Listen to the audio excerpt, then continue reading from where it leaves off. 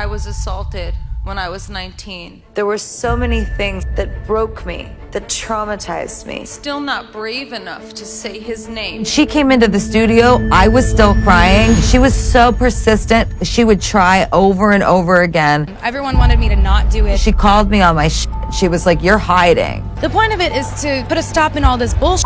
Part of me shut down and felt shame. We're coming on the air because there has been a deadly incident at an arena. My whole body started tingling and I started screaming. Step back, everybody. I was afraid I was going to die. The amount of drinking that I was doing to numb myself. I never thought that my life would become what it has. I'm not sure I'm gonna make it. Of course, that's what they want. If you give them that, then they've won. I still have days where I feel like it was my fault. So why did you hide it for so long? In high school, boys picked me up and threw me in the trash can. And everybody was laughing. And I just remember like holding back the tears. They said, "That's where you belong."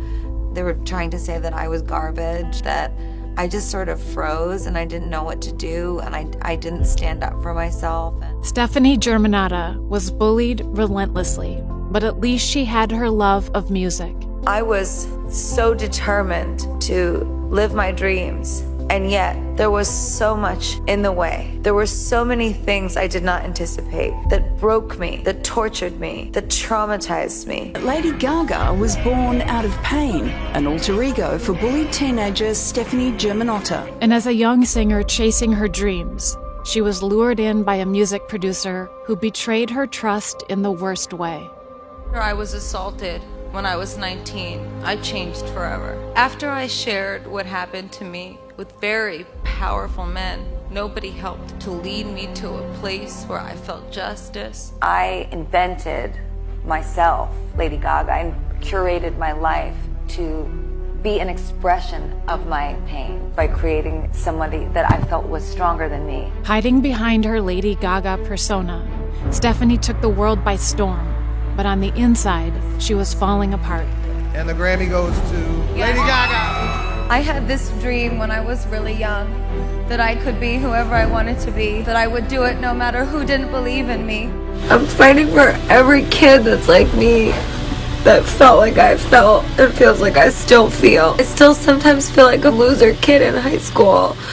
She was alone in the world and crumbling under the weight of her shame. I just became a star and was traveling the world, going from hotel to limo to stage, and I never dealt with it.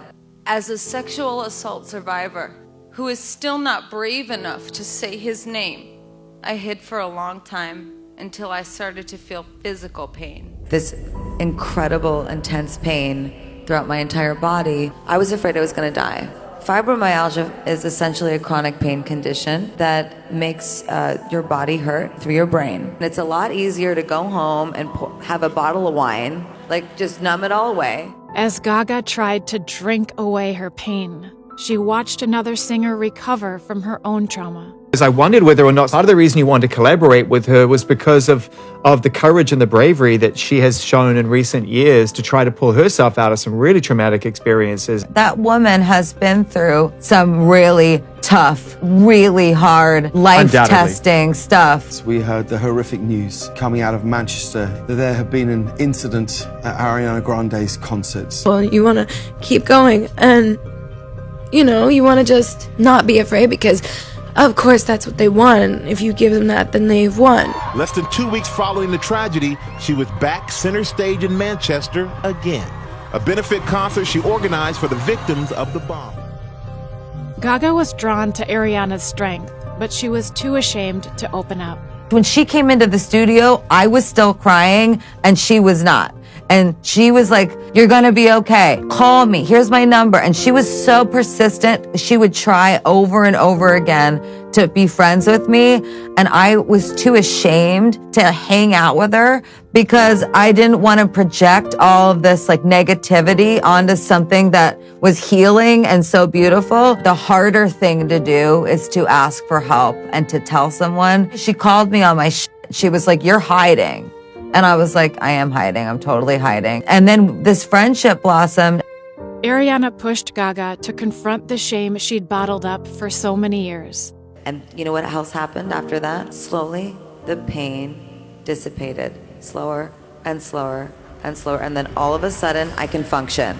I want to make people feel they weren't alone, and I want people to feel empowered and like they can get through things. And with Ariana's help, Gaga was able to heal. And all that stuff that I went through, I don't have to feel pain about it anymore. It can just be a part of me, and I can keep going. I no longer am going to define myself as a survivor or a victim of sexual assault. I am good enough. I'm perfectly imperfect.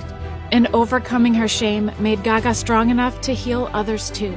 I feel that my rebellion in life is to be kind. But it just felt so good and fun and happy to dip a toe into her world a little bit. We can work together to heal each other. She's raised $35 million in 7 days to fight coronavirus. It will bring you back to life if you believe in yourself. But I hope that I can make people feel in some type of way that because I did, maybe they can too. You can go all the way in life and be authentic and do good things in the world and take care of yourself.